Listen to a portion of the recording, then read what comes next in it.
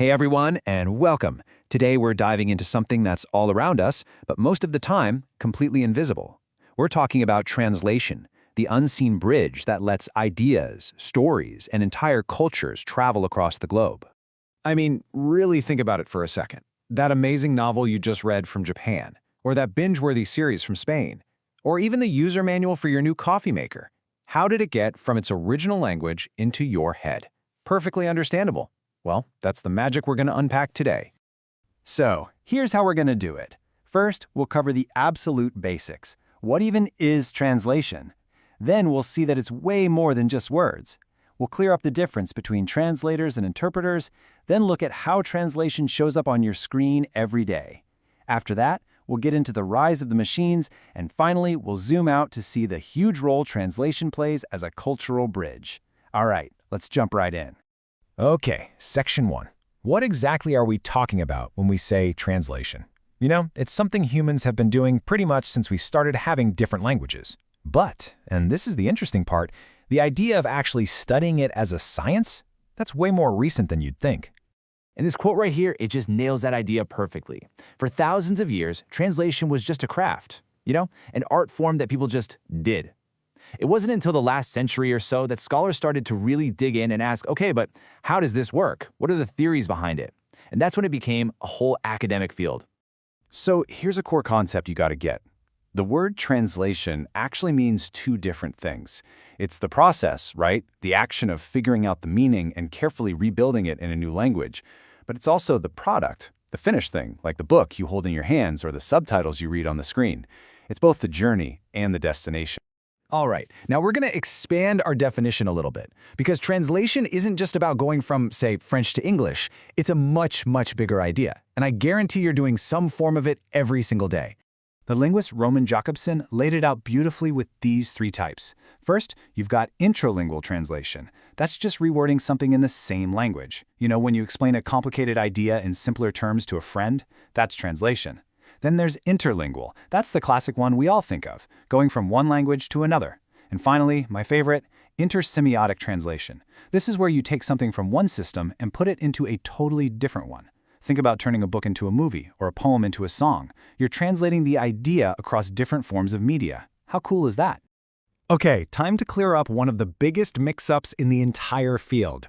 People use the words translator and interpreter interchangeably all the time, but they are absolutely not the same thing. They're two totally distinct professions. And this breaks it down perfectly. Look, on the left you've got the translator. Their whole world is the written word. They have time to sit with the text, do research, look up tricky terms, and polish every single sentence. On the right you have the interpreter. They work with spoken language, live, in real time. There's no backspace button, no time for a dictionary. It's all happening right now. And because their jobs are so different, the skills they need are too. A translator has to be an amazing writer and a meticulous editor.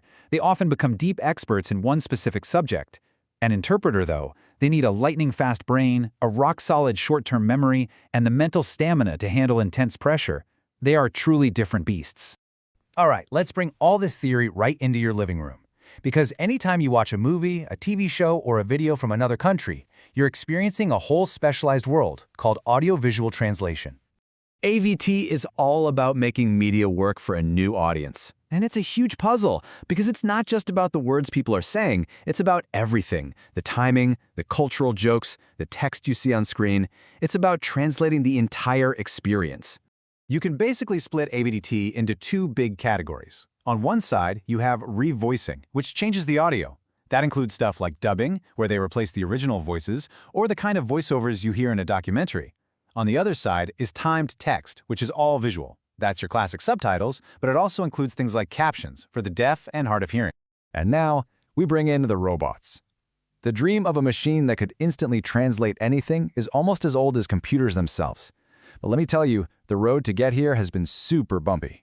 So, machine translation, or MT, is pretty much what it sounds like, using a computer to do the translation for you. It's the engine humming behind the scenes of Google Translate, or when a web page asks if you want to see it in your own language. It's everywhere.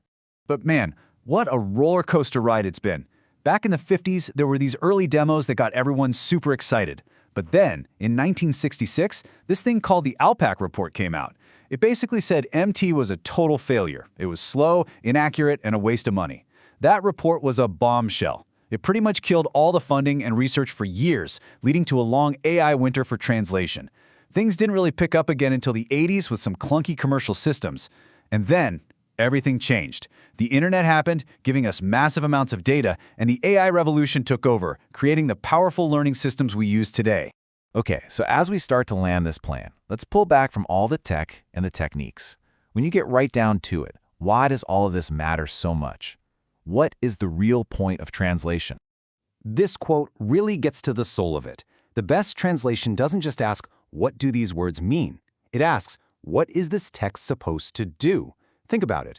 A legal document needs to be airtight and precise. A poem needs to make you feel something. An ad needs to convince you to buy something.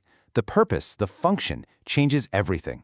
Because ultimately, translation is one of the most profoundly human things we do. It's what allows us to share stories and art. It's the backbone of global business and science. It connects people who would otherwise be separated by a wall of language. It literally makes our world bigger and our understanding deeper. So I'll leave you with this question to think about. The next time you watch a movie, read a book, or even just scroll through the news, take a second to notice the invisible work that made it possible for you to understand it. What unseen bridges are being built for you right now, connecting you to the rest of the world?